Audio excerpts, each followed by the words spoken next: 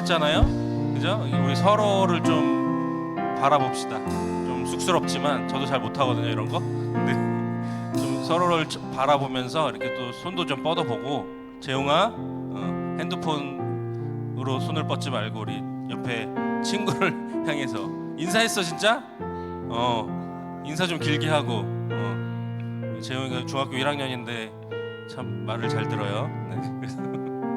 서로 축복하면서 우리 다시 한번 찬양하겠습니다. 주의 말씀 앞에선, 주의 말씀 앞에선 당신은 참된 예배자, 그토록 찾으시던 하나님의 기쁨, 이 세상을 향한 거룩한 생명빛 되어 이 세상을 위한 구원의 소망 되어 영원한 하나님의 나라 함께 세워가리.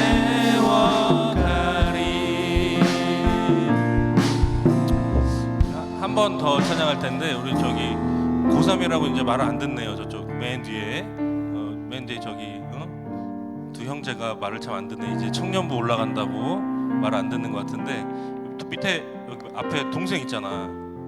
소원이 향해서 좀 축복하고 서로를 위해서 같이 축복하고, 우리 마지막으로 한 번 더 축복하고 예배 말씀 전하겠습니다. 다시 한번 찬양하겠습니다. 주의 말씀 앞에선 당신은 참된 예배자, 그토록 찾으시던 하나님의 기쁨, 이 세상을 향한 거룩한 생명빛 되어 이 세상을 위한 구원의 소망 되어 하나님의 나라 함께 세워가리.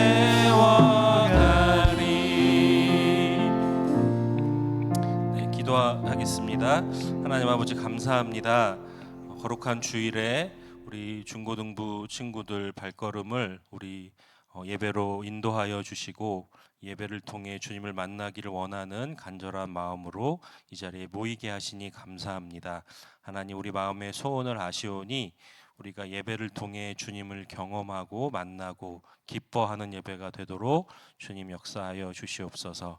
이제 전하는 말씀 가운데 하나님께서 친히 말씀하여 주시고 나에게 말씀하시는 주님의 음성을 깨닫게 하시고, 그 깨달은 음성대로 살아내기 위해 우리가 애쓰며 주님의 도우심을 구하며 나아가는 우리의 삶으로 이어지도록 주님 역사하여 주시옵소서. 감사드리며 예수님의 이름으로 기도합니다. 아멘. 네, 오늘 말씀 마태복음 7장입니다.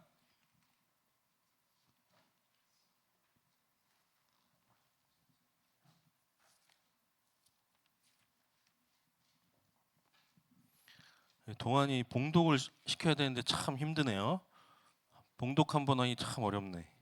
다음 주에 동안이 하겠습니다. 마태복음 7장 24절로 27절입니다. 마태복음 7장 24절부터 27절 말씀입니다.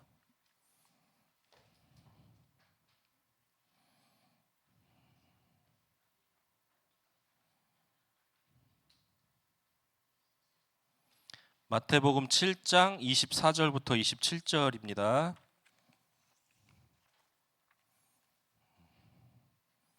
다 찾았죠?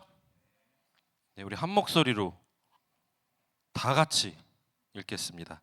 그러므로 누구든지 나의 이 말을 듣고 행하는 자는 그 집을 반석 위에 지은 지혜로운 사람 같으리니, 비가 내리고 창수가 나고 바람이 불어 그 집에 부딪히되 무너지지 아니하나니, 이는 주추를 반석 위에 놓은 까닭이요.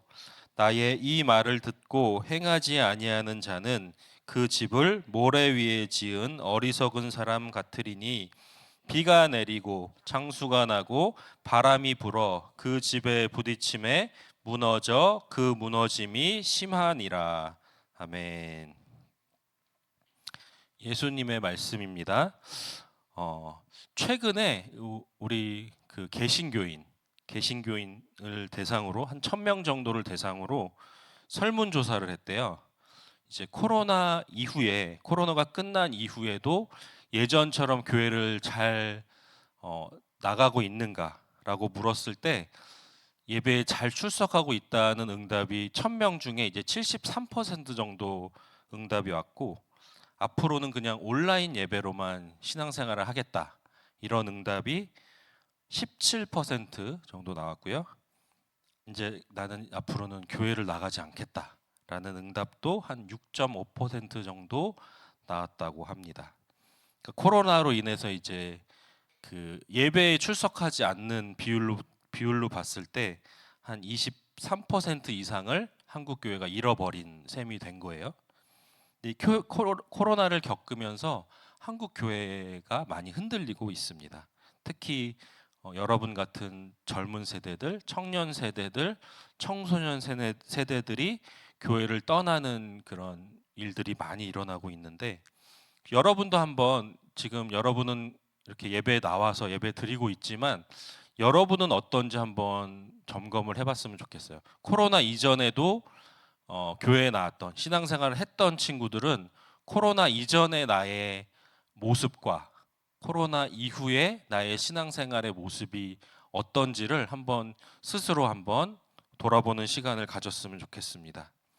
이런 코로나 같은 어떤 전 세계적인 위기가 왔을 때, 또는 각자 개인의 삶 속에 찾아오는 어떤 어려움이 찾아왔을 때 우리는 우리의 믿음이 흔들리는 경험을 하게 됩니다. 그러나 사실 그럴 때가 오히려 내 믿음이 진짜였는지 아니면 가짜였는지 그것을 점검해 볼 수 있는 좋은 계기가 되기도 합니다. 오늘 우리가 함께 말씀을 읽었는데 예수님의 말씀이에요. 예수님께서 하신 말씀 중에 예수님이 가장 먼저 하신 말씀이 무엇입니까? 어떤 사람이 지혜로운 사람이라고 말씀하셨나요? 예수님의 말씀을 듣고 행하는 사람이 지혜로운 사람이라고 말씀하셨습니다. 먼저 예수님은 주님의 말씀을 듣는 사람을 지혜롭다고 말씀하셨습니다. 우리 24절 말씀을 함께 읽겠습니다. 그러므로 누구든지 나의 이 말을 듣고 행하는 자는 그 집을 반석 위에 지은 지혜로운 사람 같으리니. 그런데 이 말씀에서 예수님께서 누가 예수님의 말씀을 들을 수 있다고 하셨나요? 누구든지라고 하셨습니다. 그러니까 예수님의 말씀은 누구든지 들을 수 있다는 말씀이에요. 즉 예수님의 말씀을 듣기 위해서 어떤 조건이 필요하지 않다는 것입니다. 다른 종교들은 그 종교의 어떤 구원을 받기 위해서라든지 어떤 목적에 도달하기 위해서 조건을 이야기합니다. 그러나 우리 기독교, 우리 예수님을 믿는 우리는 예수님을 믿는데, 주님의 말씀을 듣는데, 우리가 구원을 받는 데 있어서 어떤 조건을 말하지 않습니다. 이것을 조금 더 깊이 들어가면 우리가 예수님의 말씀, 즉 복음의 말씀을 듣고 구원받기 위해서 어떤 조건이 필요할까요? 예를 들면 여러분이 일정치 이상의 헌금을 해야 한다든지, 아니면 우리가 지금 전도를 예배를 준비하고 있지만 우리가 평생 살면서 물론 전도를 해야 합니다. 그러나 구원의 조건에 있어서 예를 들면 우리가 한 10명 정도 전도를 하지 못하면 구원받지 못한다든지 이런 조건이 있을까요? 그런 조건은 없습니다. 그러나 우리가 받은 구원을 전하는 것은 당연한 일이겠죠. 말씀드린 대로 우리가 예수님의 말씀을 듣는 것, 또 그 말씀을 듣고 구원의 말씀을 듣고 우리가 구원받기 위해서 어떠한 조건도 필요하지 않다는 것입니다. 여러분, 예수님께서 말씀하셨습니다. 내가 곧 길이요 진리요 생명이니 나로 말미암지 않고는 아버지께로 올 자가 없느니라. 이 말씀은 예수님 그분께서 우리를 하나님 아버지께로 인도하는 유일한 길이라는 말씀입니다. 예수님 그분이 우리를 구원으로 인도하는 유일한 진리라는 말씀입니다. 예수님 그분만이 우리에게 영원한 생명, 즉 구원을 주시는 유일한 분이라는 말씀입니다. 바로 그 예수님을 나의 예수님으로 만나고 경험하고 고백하는 것, 그것이 바로 기독교가 말하는 구원입니다. 여러분은 어떠십니까? 나의 길이요 진리요 생명이신 예수님을 만나셨습니까? 그 예수님을, 내가 만난 예수님을 나의 예수님으로 여러분 고백하고 계십니까? 그렇다면 여러분은 구원받은 주님의 백성이 맞습니다. 여러분 스스로 한번 돌아보시고, 어떤 친구가 이제 아직 그 구원의 은혜를 경험하지 못한 것에 대해서 잠깐 얘기를 나눈 적이 있는데, 구원 받아야 됩니다, 여러분. 예수님 만나고 그냥 예배에 나와서 뭐 친구들 사귀고 뭐 그게 목적이 아니에요. 여러분, 우리가 이 자리에 나온 것, 우리가 예수님을 만나고 그분을 나의 구주로 고백하여 구원에 이르는 것이 우리가 예배를 드리는 목적입니다. 그래서 우리가 예수님의 말씀을 들어야 하는 이유도 바로 거기에 있습니다. 우리가 예수님의 말씀을 들을 때에 우리를 천국으로 인도하는 길이 열리기 때문입니다. 예수님의 말씀을 들을 때에 우리는 인생의 가장 값진 구원의 진리를 깨닫기 때문입니다. 우리가 예수님의 말씀을 들을 때에 하나님께서 우리에게 영생에 이르는 믿음을 주시기 때문입니다. 여러분, 그래서 말씀을 들어야 합니다. 말씀을 여러분 자주 들으시고 또 자주 읽으시기 바랍니다. 그냥 듣고 읽고 그치지 말고 그 말씀을 듣고 읽는 가운데 하나님께서 나에게 하시는 그 음성을 깨달으시기를 바라고, 또 나의 길이고 진리이고 생명이신 예수님을 만나는 은혜가 여러분의 삶에 임하기를 간절히 바랍니다. 또 그리고 그 깨달은 말씀을 여러분의 삶 속에서 실천하시기 바랍니다. 여러분을 예수님께서 그렇게 사는, 예수님의 말씀을 듣고 들은 말씀대로 행하는 여러분을 예수님께서 분명 지혜로운 사람이라고 칭찬하실 줄 믿습니다. 두 번째로, 오늘 24절 말씀에서 예수님은 예수님의 말씀을 들으라고 말씀하시면서 동시에 뭐라고 하셨습니까? 듣고 행하는 자가 지혜로운 사람이라고 말씀하셨습니다. 말씀을 듣는 것만으로 지혜로운 자가 아니라 들은 말씀을 행하는 자가 지혜로운 사람이라는 말씀이에요. 자, 그렇다면 말씀을 듣기만 하는 사람과 들은 말씀을 행하는 사람은 어떤 차이가 있을까요? 먼저 말씀을 듣기만 하는 사람입니다. 말씀을 듣기만 하는 사람은 예수님의 말씀을 그저 좋은 말씀, 교훈이 되는 그런 말씀, 어떤 나에게 유익한 말씀 정도로 여기는 사람입니다. 여러분, 세상에 좋은 말씀은 참 많습니다. 뭐 유튜브나 이런 걸 보면 뭐 스님들 말씀하시는 영상도 많고요. 그래서 가끔 보거든요. 또 천주교 신부님들이 또 말씀하시는, 뭐 설교 비슷하게 다 하세요. 그러니까 거기서 이제 들어보면 뭐 설교랑 별 차이 없는 것 같은데 약간 이렇게 느껴지는 내용들도 참 많습니다. 근데 중요한 것은 그 안에는 구원의 진리가 없다는 사실이에요. 그러니까 세상에 좋은 말씀 하시는 분들 많아요.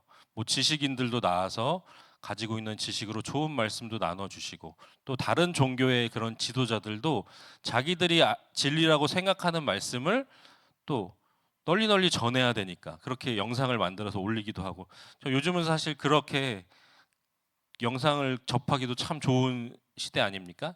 그런데 그 많은 말씀 가운데 그들 말씀 안에는 영원한 생명이 없다는 사실입니다. 즉 예수님의 말씀을 듣기만 하고 행하지 않는 사람이 똑같다는 거예요. 예수님의 말씀을 듣기만 하는 사람은 그 말씀이 생명의 말씀이 아니라 그저 좋은 말씀, 교훈이 되는, 또 어떤 윤리적인 도덕적인 그런 도움이 되는 그런 말씀이기 때문에 그 사람 속에는 예수님의 생명이 없다는 것입니다.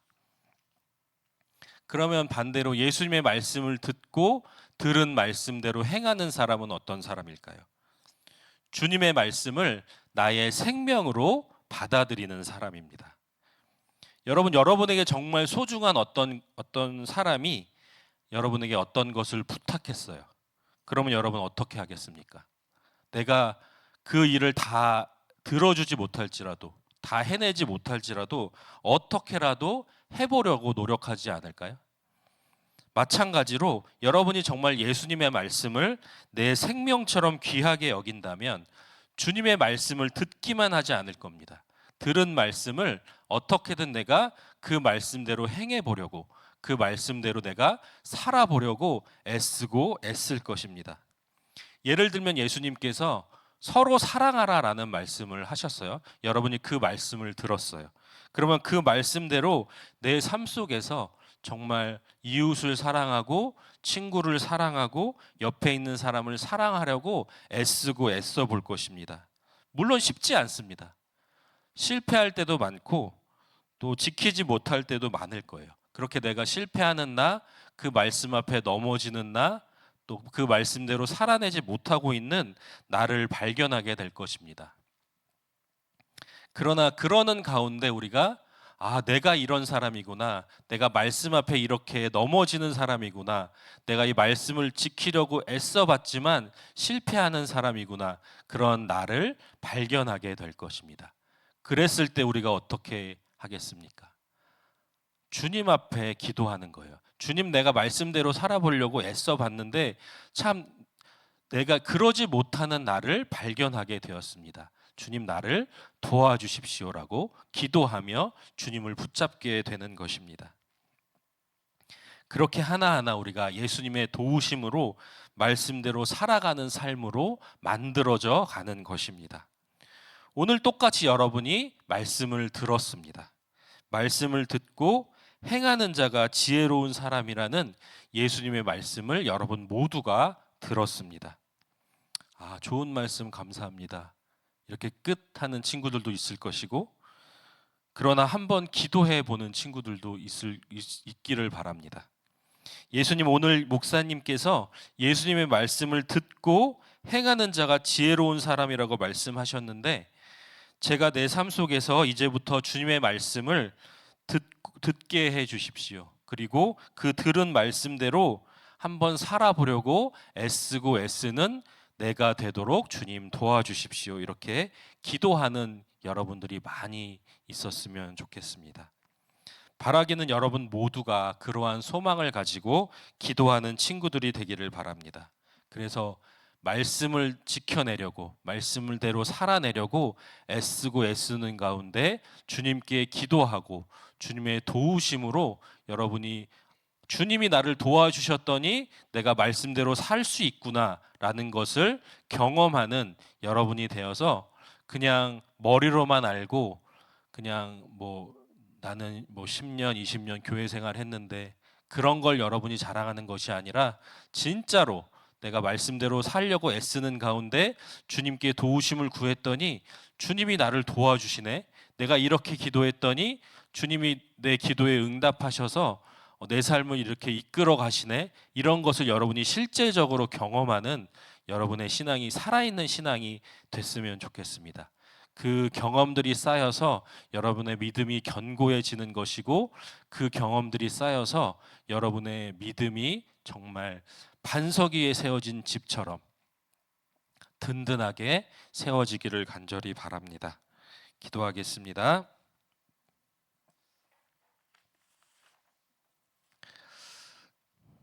하나님 감사합니다. 우리에게 말씀을 주셔서 하나님을 알게 하시고 또 예수 그리스도를 알게 하시니 감사합니다. 예수님께서 분명히 말씀하셨습니다. 내가 곧 길이요 진리요 생명이니. 사랑하는 중고등부 모두가 나의 길이요 진리요 생명이신 예수님을 만나고 나의 주님으로 고백하여서 구원에 이르는 은혜가 있게 하여 주시옵소서. 또한 예수님은 말씀을 듣는 자가 아니라 말씀을 듣고 행하는 자가 지혜로운 사람이라고 말씀하셨습니다. 부족합니다. 또 실패할 것입니다. 넘어질 것입니다. 그러나 말씀대로 살아내려고 애쓰고 애쓰는 우리 모두가 되게 하여 주시고, 넘어지고 실패하는 가운데 나를 도우시는 주님을 기도로 경험하는 믿음의 사람들 되게 하여 주시옵소서. 예수 그리스도의 이름으로 기도하옵나이다. 아멘. 우리 함께 봉헌하겠습니다.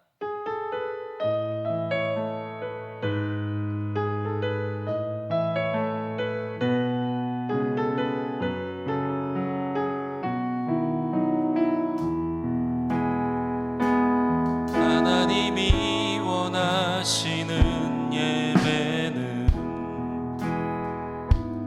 나의 몸을 산제사로 드리는 것, 내 몸을 쳐 순종함으로 거룩하고 받으실 만한 산제사로 드리는 것, 신령과 진리로 드리는 예배는 거듭난 생명으로 주님과 사귀는 삶, 주님을 더 알아가고 내 모든 것을 다 되며 믿음으로 주님과 함께 걷는 것. 드린 예물 위해서 함께 기도하겠습니다. 하나님 아버지, 감사합니다. 주님, 우리를 사랑하시고 늘 은혜로 인도하시는 주님의 은혜와 사랑에 감사드리며 오늘도 예물을 구별하여서 주님께 올려드립니다. 이 예물이 쓰여지는 곳에 아직 주님의 은혜와 사랑을 경험하지 못한 많은 사람들이 예수 그리스도의 십자가의 은혜와 사랑을 경험할 수 있는 그런 귀한 예물로 사용되게 하여 주시옵소서. 감사드리며 예수님의 이름으로 기도합니다. 아멘. 우리 주기도문 하심으로 예배를 마치겠습니다. 하늘에 계신 우리 아버지, 아버지의 이름을 거룩하게 하시며 아버지의 나라가 오게 하시며 아버지의 뜻이 하늘에서와 같이 땅에서도 이루어지게 하소서. 오늘 우리에게 일용할 양식을 주시고 우리가 우리에게 잘못한 사람을 용서하여 준 것 같이 우리 죄를 용서하여 주시고 우리를 시험에 빠지지 않게 하시고 악에서 구하소서. 나라와 권능과 영광이 영원히 아버지의 것입니다. 아멘.